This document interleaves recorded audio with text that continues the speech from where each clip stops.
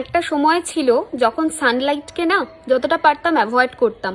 সকালের দিকে সানলাইটটা নিতাম, কিন্তু তারপরে আর সানলাইটে বসতাম না, মানে ভয় লাগতো লিটারেলি যে স্কিন ট্যান হয়ে যাবে, স্কিন বার্ন হয়ে যাবে, না বসবো না। কিন্তু এখন আমাকে যদি জিজ্ঞেস করো, আমি প্রচণ্ড সানলাইটে বসি। তার one of the major reason হচ্ছে সানের এনার্জি নেক্সট ইয়ারের জন্য ভালো, এটা তো একটা অবশ্যই কারণ। তার থেকেও বড় কারণ সেটা হচ্ছে সানলাইটে বসলে না সেরোটোনিন একটা হরমোন সিক্রেট হয়, which is called happy hormone.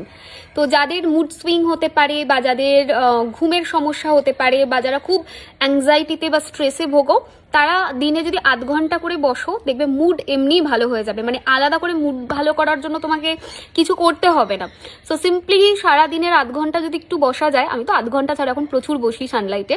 তো এটার দুটো তিনটে রিজন আছে। একটা হচ্ছে হ্যাপি হরমোন যাতে বাড়ে, হ্যাপিনেস ভিতর থেকে যেন আসে। And second most importantly, next year সানের ইয়ার, একটু সানের এনার্জিটা তো রিসিভ করি।